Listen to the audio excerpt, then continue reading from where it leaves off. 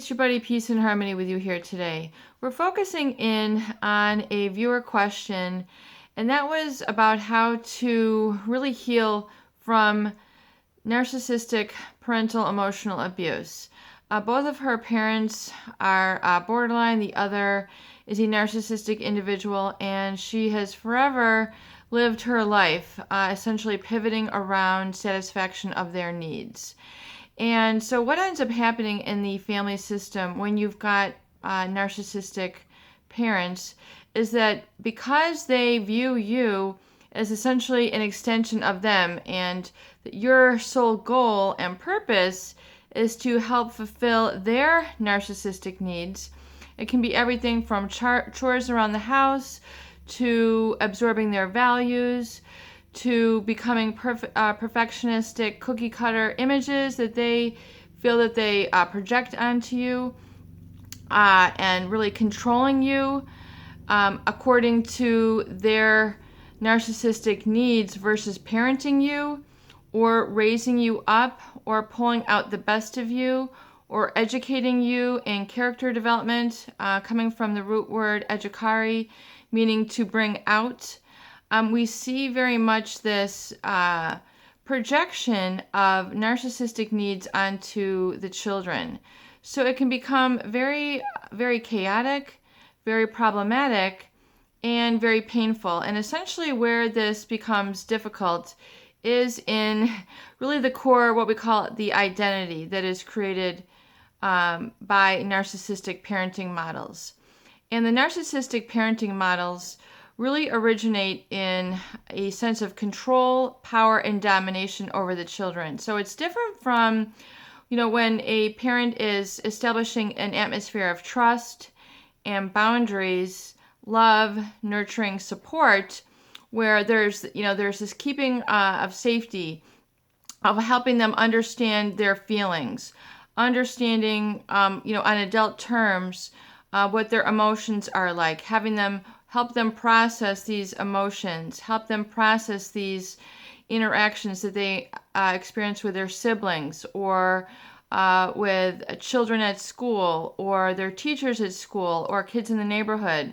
So helping them process and understand and learn. So it's, when you have children, they need to really become educated as little people. And the first stage is essentially, trust versus distrust, autonomy versus dependence, and it's industry versus inferiority. So these are basically incremental stages of development that the child must grow through, process through, to become a fully functioning, satisfied, or rather self-dependent little individual with self-esteem, which means valuing of oneself, understanding of oneself, versus lack of self-esteem, which is feeling that one is inferior, shame-based, something is inherently flawed with them, feeling inadequate, insecure, all the other sort of undergirding emotional constructs, personality constructs, identity constructs that occur with controlling narcissistic parenting styles, and then the dynamics and how it impacts the children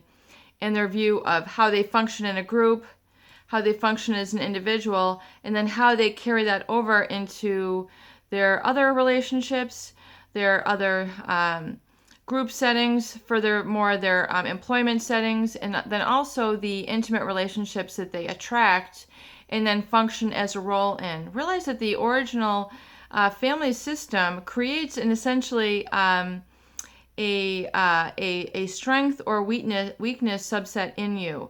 So if there is parenting which is more altruistic, realize that parenting is one of the most altruistic roles, meaning selfless, not ego-based roles that really there is in life. Because when you're parenting a child, your child's needs absolutely positively have to come first. It doesn't mean that you don't satisfy your needs as a parent, but your needs as a person need to be satisfied by yourself, as well as your spouse, your community groups, your interests, things of that nature. You really don't look to your children to fulfill your needs per se. In other words, they fulfill your needs to have others in your life, to have relationships, to have closeness, to create, and to foster a child's life. That's, there's a very much of a fulfillment in that, in the fun and enjoyment and joy that you seeing them grow and seeing them learn and pick up from you, because your parents are your first role models. So really, we learn by seeing, we learn by doing, and we learn by hearing. So those communication subsets, that identity is really formed in that original family system. So if you have narcissistic parents who are controlling rather than parenting, they have a black hole of needs that the child feels kind of engulfed by, enmeshed by, violated by, feeling like their boundaries as a little person have been violated through emotional abuse, through violence, through yelling, through hitting, through alcoholism in the parents, drug abuse in the parents, lack of attentiveness, neglect by the parents. So neglect can be lack of eye contact, lack of touching, lack of verbal communication, lack of what, mainly is, mirroring back to the child. You're a wonderful child. I'm so sorry that you hurt your knee. Come here, let's learn and clean this off. Let's learn and learn how to put a Band-Aid on it, helping them process their feelings of physical pain, helping them process their experiences of emotional pain. You were beat up by a child in the neighborhood. What happened here? He pushed you in the bushes. He knocked you down in the dirt. He, took your book bag. He spit on you. He threw a snowball at you. Here's what to do next time. And, helping the kids learn how to navigate their feelings, navigate bullies, navigate anger when they see it in other groups, and how not to get sucked into the wrong crowd, so they have that sense of control internally. So that locus of control really needs to be taught by the parents and then the school system as well. But really the parents are the first responsible and accountable adults in that child's life to caregive them and teach them how to handle and process their emotions. So you can see, if there are narcissistic parents who are selfish, who it's all about them, who have to put their needs first and can't attend to the child in a healthy manner, who don't have empathy, which is one of the root characteristics of narcissistic individuals. They don't have empathy. They're not able to see, relate, and understand the feelings, needs, wishes, desires of another, so that they're not able to feel that from their child. They're not able to hear that from the child. They're not able to see that from their child. And furthermore, then they ignore it or scold it or shame it for them having needs, shame them for having values, shame them for having their own identity. That child learns to repress. That child learns to sublimate their identity. They learn to squash their voice. They learn to silence their personality. They learn to shut off their talents. They learn to feel that their purpose is to exist to basically satisfy the narcissistic needs of their parents. They need to be hypervigilant. They need to look out for perfectionist, standards, which they must live by. So they're not permitted even to be a child. They're not permitted to have their feelings. They're not permitted to have their needs and bring them to the parents and have them processed, asking normal questions. Why is the sky blue? What are snowflakes? Where did the grass grow when it snows?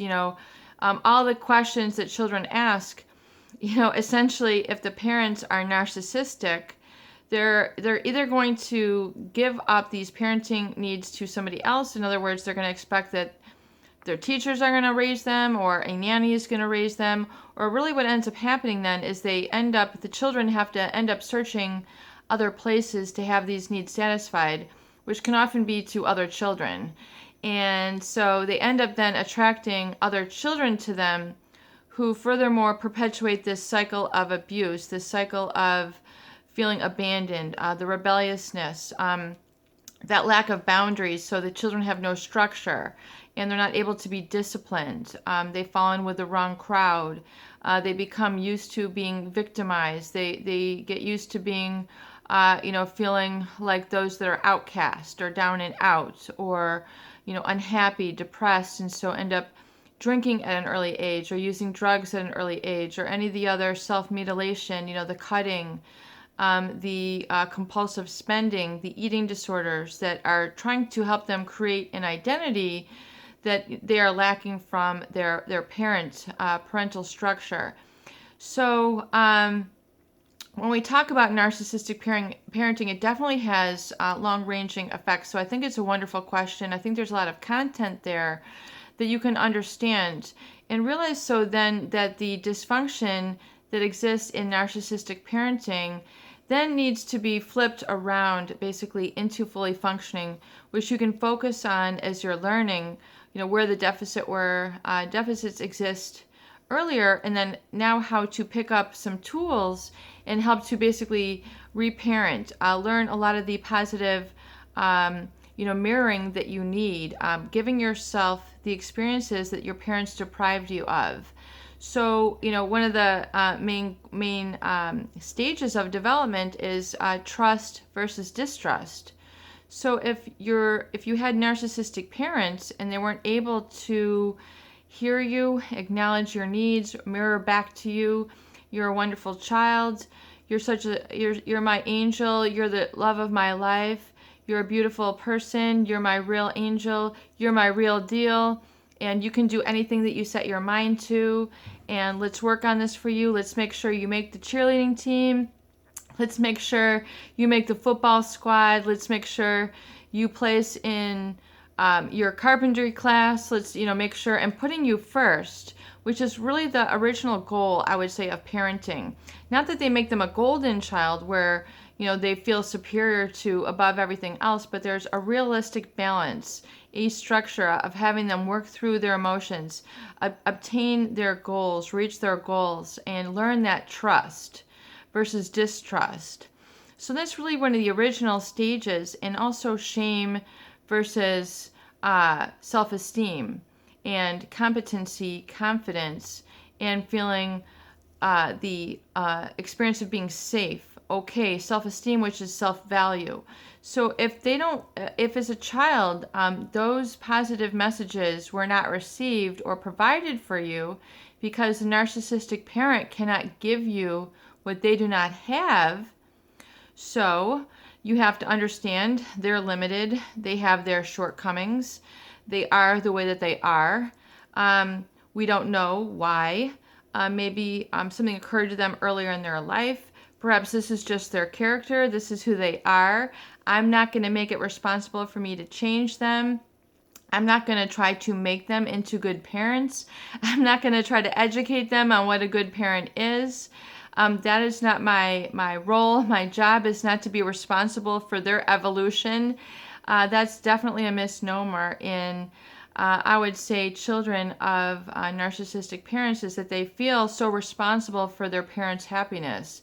They feel responsible for their parents' well-being. It's almost like the roles are reversed, where the child has to raise the parent. The child has to put the narcissistic parents' needs first. It's the children who are giving the parents a foot rub. It's the children who are brushing the parents' hair.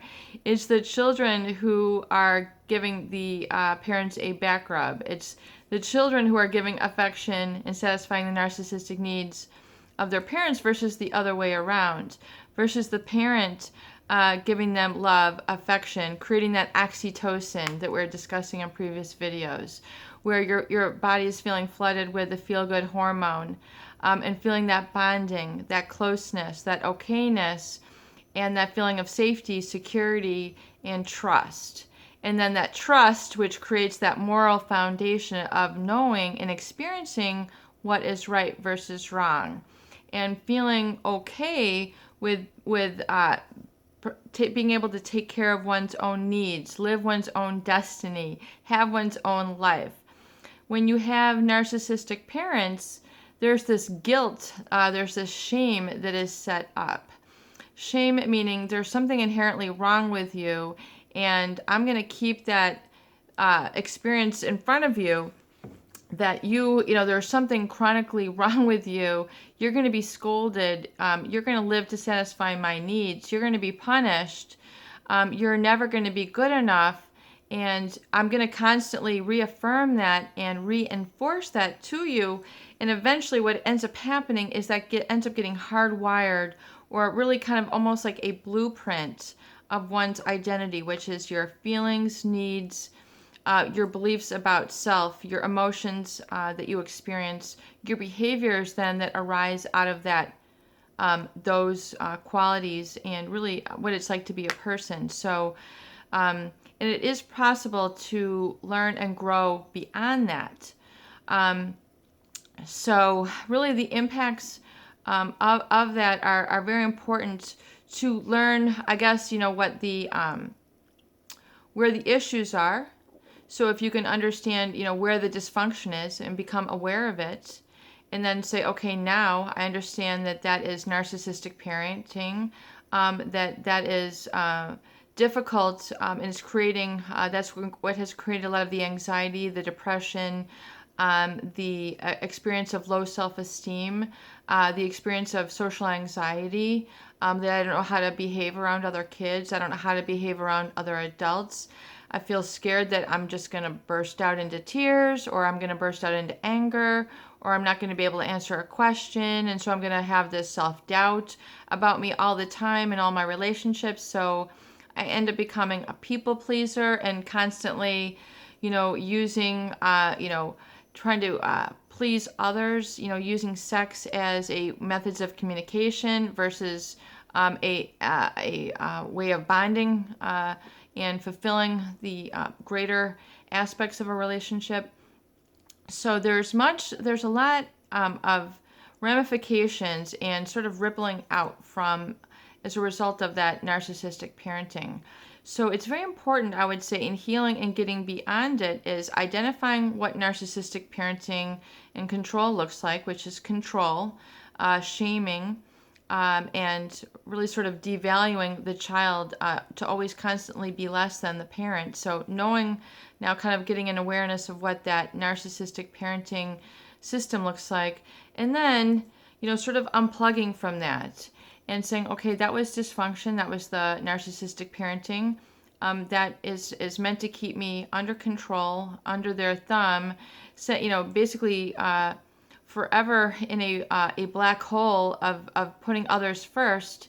And it's really keeping me from my destiny or my experience of having a life, of being self-generating, of being self-determined, of being self-reliant, of depending on self. So that realizing that the narcissistic parenting model made you feel guilty for having needs, made you feel fearful of having needs, made you feel an obligation to satisfying them. So realizing that is the dysfunction. Those were the toxic, negative emotions that were hindering you as a result of that type of control parenting style. So realizing that is the origin, and now having the emotional release of letting that go and saying that was their system, that was meant to keep me down, and I am done with this. It's okay to say no. I'm not fulfilling that scapegoated role any further.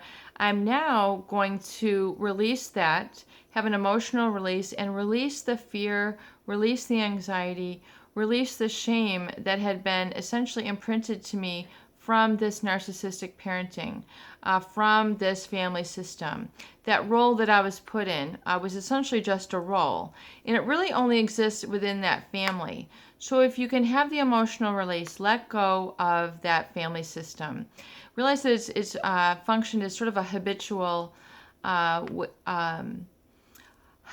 sort of feeling or experience for you, that this has been repeated and reinforced again and again and again, and that this has created essentially a role or identity for you, and realizing that you can emotionally release that and now give yourself the healthy centered, strong basis of your experience and your belief about yourself and life, and having confidence and reflecting back to yourself, really sort of serving the role of parenting yourself. So realizing that it's I am, your statements, your affirmations.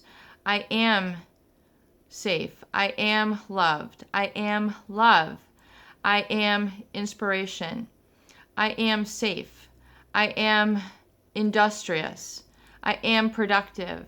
I have my own values, and it's okay to live by my values, explore these and develop these. Giving yourself a permission is very much a permission-based experience to, have that child really embrace what they call self-esteem, which is self-value.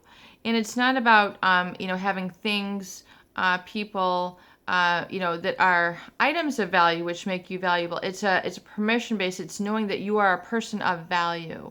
And I know that this is a new concept for a lot of people, but I really want you to think on this, play this video again and again, and really understand that if you can, once you release the shame that was given to you by these people, basically it was like an emotional giving to you of this negative feeling, you basically declare, I no longer want to be a carrier for that negativity. It's not my purpose. That's not what is meant for me. That's not what's meant for me to live underneath that negativity. That's not the purpose of life. The purpose now of my life is to release that and let that go. If they can want to continue and be that way, that's fine. I now release them in love and light to be who they are. However, I have permission to not be continually scapegoated and abused. I no longer seek to, walk into that black abyss of abuse. I'm going to say no. I'm declaring my boundaries. I no longer go into that role of being abused. I no longer fall into that role of being shamed. And even if that means it's my flesh and blood, and I'm not contacting them because they're going to continually keep me stuck in that role, I'm now releasing them, and I'm going no contact. I'm ceasing to be in that role. I'm ceasing to be that one which is abused and being victimized. So if you can release that consciousness and let go of that victim role, you're now going to open up the floodgates for the more positive experiences and people to come into your life and reflect back to you the strength and wonder that you are, the good person that you are, and reflect back that it's okay to be happy, it's okay to have your needs, and we can help you through those and help you grow as a person and help support your interests, so you eventually get to experience these more positive dynamics within yourself, but also positive relationships.